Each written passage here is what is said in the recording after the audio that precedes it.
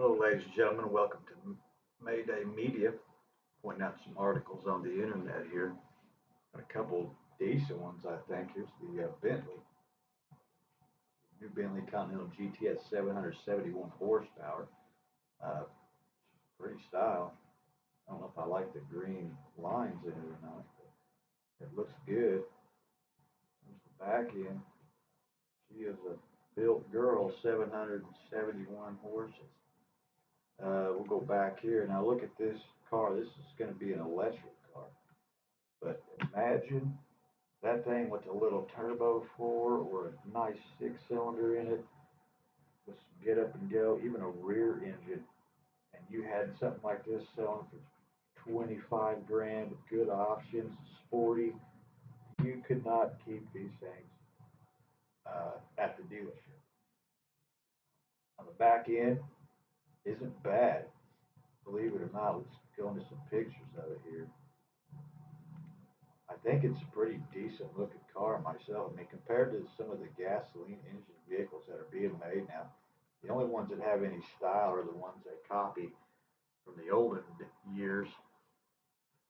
Now, Tesla's the only one that's got stylish cars, but then again, those are electric. I'm not sure what this is back here. As you can tell, that's a different vehicle. Looks more like a square to body design. But I think it's a decent look. I mean, really, to be honest with you, it's catchy. And like I said, if it was made with gas, I mean, it would be a little seller. We'll go over both these articles. I got something else. I might do something on this tomorrow on these robots.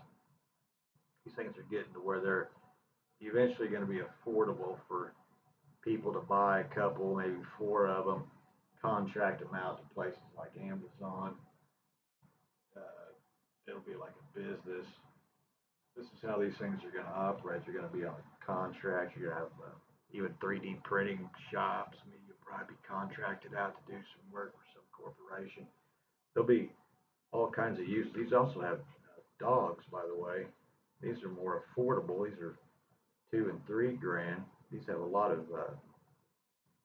options. Now, I don't personally have use for a dog. I wouldn't spend that much. One I did see one on Amazon that was like $700, and it had the actual robot operating system, and that would be the most I would probably go just to get that operating system really. Okay, first we're gonna do this one here. Honda's EV journey is off to a. I'm sorry, Bitcoin 66. Whoops, 66879. Looks like she might be at that point again. I don't know what she's doing. Is she consolidating again? I mean, I really don't know. Is this going to take all year? I've still held. I'm going to sell at 85, at least half. Know that much.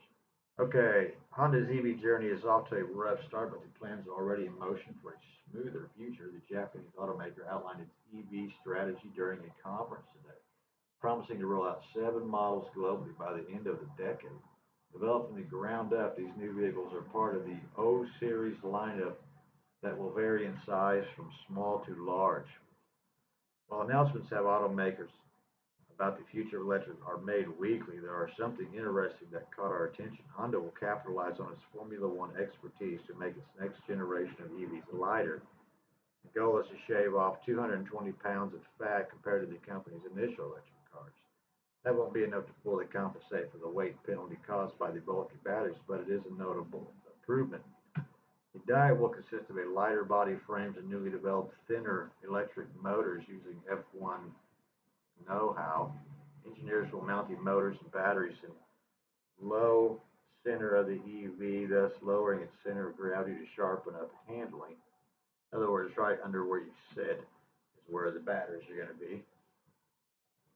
Honda is also pledging to deliver the world's top class electricity efficiency performance. After cutting fat, all Zero Series will have over 300 miles of range per the EPA test.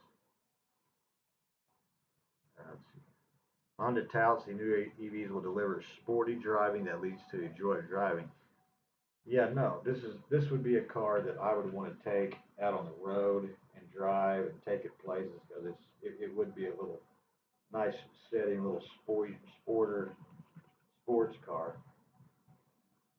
and I wouldn't have to worry. I don't want to worry about half my power's gone, so the car I lose half of the power of it. It drops down so much percentage. Yeah, there's just things that you just can't do with an EV. That's four wheel unless you are open top. You have only the power going to the wheels and what lights you need, and everything else is analog. Then you can find some viability in them, but it would be localized or specialized, in my opinion. To just go all over. I've ridden a couple of Teslas before, and the guys tell me they charge pretty fast and all this stuff, but I've also heard a lot of bad stuff about them. So I guess it's a mixed bag there. It's just not something I want to deal with. I don't want to deal with something like a hydrogen or gasoline, something of that order. The new Bentley Continental GTS 771 horsepower.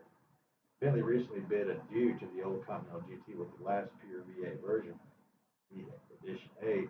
A week later, the British are already previewing a new model, though even though it looks like a facelift version of the car originally launched in 2017.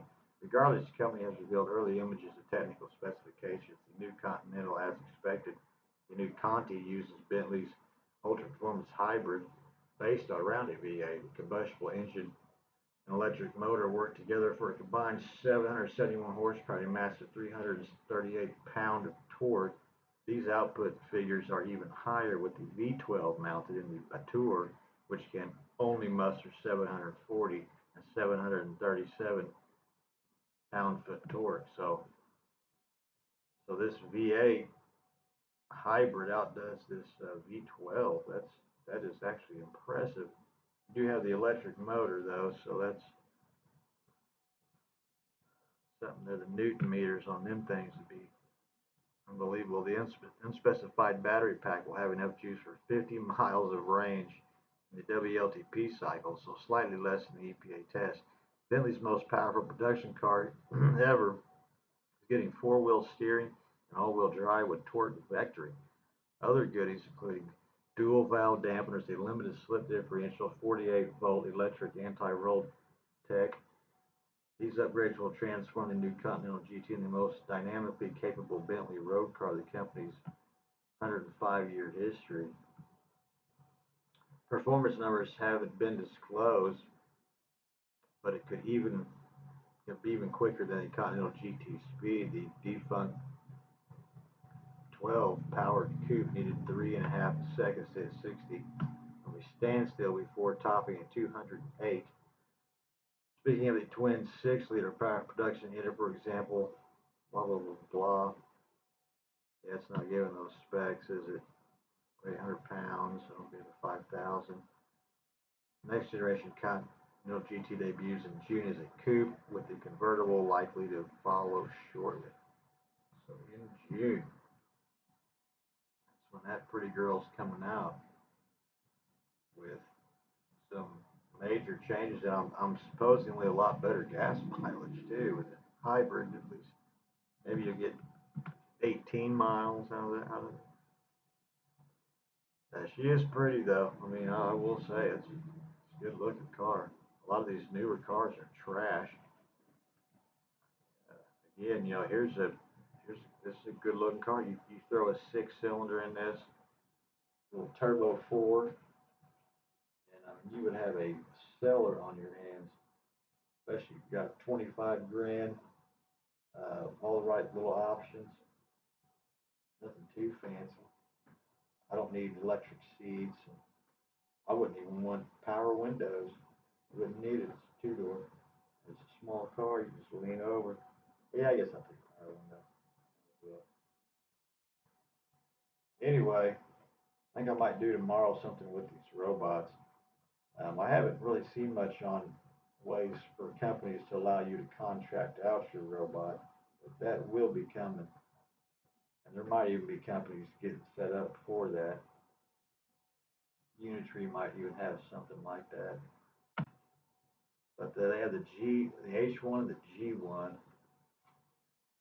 So both of them look pretty bowdy. I'm guessing they'll have about an hour of power. Don't know. Anyway,